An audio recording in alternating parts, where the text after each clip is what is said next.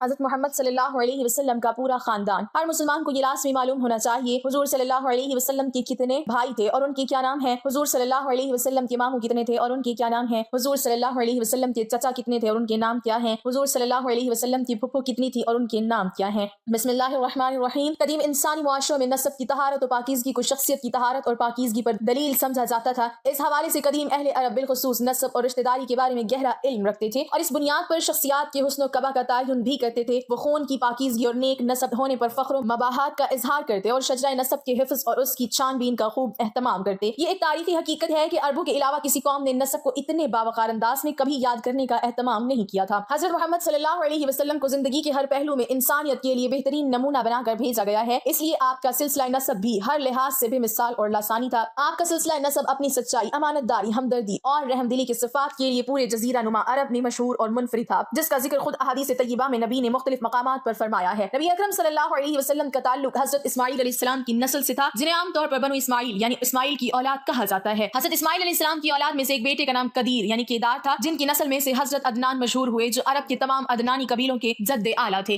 رسول اللہ صلی اللہ علیہ وسلم کا تعلق بھی عدنانیوں کی ایک شاخ سے تھا جو قریش کے نام سے جانی جاتی تھی۔ یہ شاخ فہر بن مالک کی اولاد میں سے تھی۔ سیرت نگاروں اور ماہرین انساب کی طرف سے اس بات کی تصدیق کی گئی ہے کہ حضرت محمد صلی اللہ علیہ وسلم کا سلسلہ نسب ان کے جد امجد حضرت عدنان تک نہایت ہی صداقت اور درستگی کے ساتھ درج ہے۔ حضرت عدنان تک حضور صلی اللہ علیہ وسلم کا شجرہ نسب ناقابل تردید طور پر واضح ہے، جو 20 واسطوں سے ہوتا ہوا ان تک پہنچتا ہے۔ اس حوالے سے ابن حشام فرماتے ہیں، بن عبداللہ ابن عبد المطلب، شیبہ بن ہاشم، عمرو بن عبد المناف، المغیرہ بن قصی، زید بن کلاب بن مرہ بن کعب بن لوی بن غالب بن فہر یعنی قریش، بن مالک بن نظر کیس بن کنانہ بن خزیمہ بن مدرکہ یعنی عامر، بن الیاس بن مزر بن نزار بن معد بن عدنان بن عد۔ انبیاء کرام کا تعلق ہمیشہ اعلیٰ خاندانوں اور پاک انساب سے رہا ہے۔ جعفر بن ابو طالب نے حبشی بادشاہ نجاشی کے ساتھ اپنی گفتگو میں اس کا ذکر کیا تھا۔ حضور صلی اللہ علیہ وسلم پر ایمان لانے کی ایک وجہ بتاتے ہوئے انہوں نے فرمایا، اللہ تعالیٰ نے ہمارے درمیان ایک ایسا رسول مبعوث کیا جس کے نسب، سچائی، دیانت اور پاکیزگی کو ہم جانتے ہیں۔ یعنی اہل عرب میں یہ بات عام تھی کہ جو شخص بھی کسی منصب یا فضیلت کا اپنے لیے دعویٰ کرتا ہے، اسے سب سے پہلے اپنا حسب و نسب اور اپنا شجرہ لوگوں کے درمیان واضح کرنا پڑتا تھا، جس سے اس کی شخصیت کے حسن و قبا کا اندازہ کیا جاتا تھا۔ شاید اسی لیے رسول اللہ صلی اللہ علیہ وسلم نے اپنے نسب شریف کی اہمیت و فضیلت کے بارے میں خود بھی ارشاد فرمایا، بے شک اللہ تعالیٰ نے بنی اسماعیل میں سے کنانہ کو چن لیا، پھر کنانہ میں سے قریش کو چن لیا، پھر قریش میں سے قبیلہ ہاشم کو چن لیا، پھر قبیلہ ہاشم میں سے مجھے چن لیا، یعنی میں محمد اپنے حسب و نسب کے اعتبار سے اعلیٰ ہوں اور عربوں کے عمدہ ترین خاندان سے تعلق رکھتا ہوں۔ آپ کے تمام آباء و اجداد اپنی اقوام میں کردار، شرافت، وقار اور تقوی میں سب سے بہتر تھے۔ حضرت علی بیان کرتے ہیں کہ رسول اللہ صلی اللہ علیہ وسلم نے اپنا نسب بیان کرتے ہوئے فرمایا کہ تمام نسلوں میں میرے تمام آباء و اجداد نے صرف شرعی نکاح سے اپنے تعلقات استوار کیے ہیں۔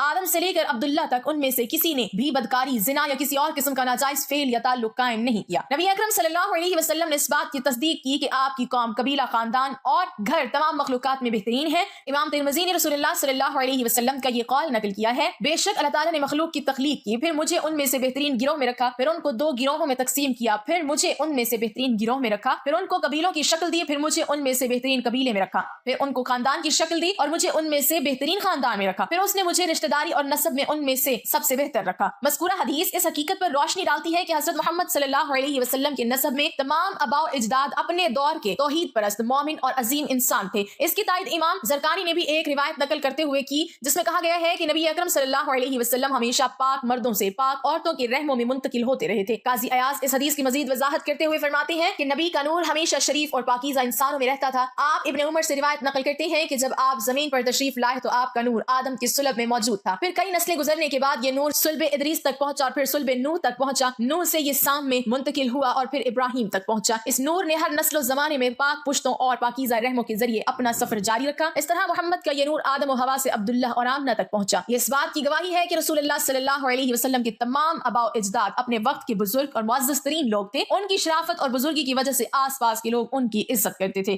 حضرت ربیعہ بن حرس سے روایت ہے کہ رسول اللہ صلی اللہ علیہ وسلم کو یہ اطلاع ملی کہ کچھ لوگوں نے آپ صلی اللہ علیہ وسلم کی ذات اقدس پر انگلی اٹھائی ہے۔ بس حضور پاک صلی اللہ علیہ وسلم غصہ ہوئے، فرمایا اے لوگو، جب اللہ تعالیٰ نے مخلوق کو پیدا فرمایا تو اسے 2 حصوں میں تقسیم فرمایا، یعنی عرب و عجم، تو مجھے ان دونوں میں سے بہترین گروہ یعنی عرب میں رکھا، پھر ان کے مختلف قبائل بنائے تو مجھے بہترین قبیلہ یعنی قریش میں پیدا فرمایا، پھر ان کے گھرانے بنائے تو مجھے ان میں سے بہترین گھرانہ میں پیدا فرمایا، پھر حضور پاک صلی اللہ علیہ وسلم نے فرمایا میں تم میں سے بہترین قبیلہ اور بہترین گھرانے والا ہوں۔ حضرت واصلہ بن اسکر رضی اللہ تعالیٰ عنہ سے روایت ہے کہ رسول اللہ صلی اللہ علیہ وسلم نے ارشاد فرمایا، بے شک اللہ تعالیٰ نے ابراہیم علیہ السلام کی اولاد میں سے اسماعیل علیہ السلام کو منتخب کیا اور اسماعیل علیہ السلام کی اولاد औलाद में से बनु कनाना को मुंतखब किया और कनाना की औलाद में से कुरैश को मुंतखब किया और कुरैश में से बनु हाशिम को मुंतखब किया और मुझे यानी रसूलुल्लाह सल्लल्लाहु अलैहि वसल्लम को बनु हाशिम में से मुंतखब किया। रसूलुल्लाह सल्लल्लाहु अलैहि वसल्लम के सिलसिला नसब की 13वीं पुश्त में नज़र बिन कनाना नाम के एक बुजुर्ग गुजरे हैं। उनकी औलाद को कुरैश कहा जाता है। कुरैश अरब का एक मशहूर, ताकतवर और जी इज्जत कबीला था। हज़रत मोहम्मद सल्लल्लाहु अलैहि वसल्लम उसी कबीले के एक खानदान बनु हाशिम में से हैं। इस लिहाज से आप सल्लल्लाहु अलैहि वसल्लम कुरैशी भी हैं और हाशमी भी हैं। जैसे कि किताबों में आप सल्लल्लाहु अलैहि वसल्लम के नसब नाम से जाहिर है। अहले लुगत ने कुरैश की वजह तस्मिया के मुख्तलिफ वजूहात जिक्र की हैं, जिनमें से एक ये भी है कि कुरैश तस्वीर है कुरैश की जिसके मायने समंदर के एक ताकतवर जानवर के हैं जो अपने से छोटे समुद्री जानवर पर गालिब रहता है, या बहुत बड़ी मछली जो छोटी मछलियों को खा जाती है। क्योंकि ये कबीला बहादुर था, इस वजह से इसका ये नाम मारूफ हुआ। अब हम आपको हुजूर पाक सल्लल्लाहु अलैहि वसल्लम के खानदान का मुख्तसर सा तारुफ कराएंगे। अब्दुल मुत्तलिब के कुल 10 बेटे थे, यानी कि हुजूर पाक सल्लल्लाहु अलैहि वसल्लम के 9 चचा थे, जिनके नाम ये हैं। Number 1 Haris, number 2 Zubair, number 3 Abu तालिब, नंबर 4 अब्दुल्लाह, नंबर 5 हज़रत हमज़ा रज़ियल्लाहु तआला अन्हु, नंबर 6 अबू लहब, नंबर 7 कुसुम, नंबर 8 गिदाक, नंबर 9 मौकूम, नंबर 10 हज़रत अब्बास रज़ियल्लाहु तआला अन्हु। अब्दुल मुत्तलिब की 6 बेटियां थीं जो हुजूर पाक सल्लल्लाहु अलैहि वसल्लम की फूफियां कहलाती हैं। नंबर 1 हज़रत सफिया रज़ियल्लाहु तआला अन्हा, नंबर 2 हज़रत उर्वा रज़ियल्लाहु तआला अन्हा, नंबर 3 उम्मे हकीम, नंबर 4 आतिका, नंबर 5 उमामा और नंबर 6 बिर्रा। हुजूर पाक सल्लल्लाहु अलैहि वसल्लम की 4 बेटियां थीं जिनके नाम ये हैं। नंबर 1 हज़रत रुकैया रज़ियल्लाहु तआला अन्हा, नंबर 2 हज़रत ज़ैनब रज़ियल्लाहु तआला अन्हा, नंबर 3 हज़रत फातिमा रज़ियल्लाहु तआला अन्हा और नंबर 4 उम्मे कुलसूम रज़ियल्लाहु तआला अन्हा। हुजूर पाक सल्लल्लाहु अलैहि वसल्लम के 3 बेटे थे और ये तीनों बेटे बचपन में ही वफात पा गए थे, जिनके नाम ये हैं। नंबर 1 हज़रत कासिम रज़ियल्लाहु तआला अन्हु, नंबर 2 हज़रत अब्दुल्लाह रज़ियल्लाहु तआला अन्हु, नंबर 3 हज़रत इब्राहीम रज़ियल्लाहु तआला अन्हु। हुजूर पाक सल्लल्लाहु अलैहि वसल्लम की औलाद की तादाद 7 थी, जिनमें से 3 बेटे और 4 बेटियां थी। ये तमाम औलाद हज़रत खदीजा रज़ियल्लाहु तआला अन्हा से पैदा हुई थी और सिर्फ इब्राहीम जो कि मारिया किप्तिया से थे। नबी अकरम सल्लल्लाहु अलैहि वसल्लम की फातिमा के अलावा बाकी सारी औलाद नबी सल्लल्लाहु अलैहि वसल्लम की जिंदगी में ही फौत हो गई।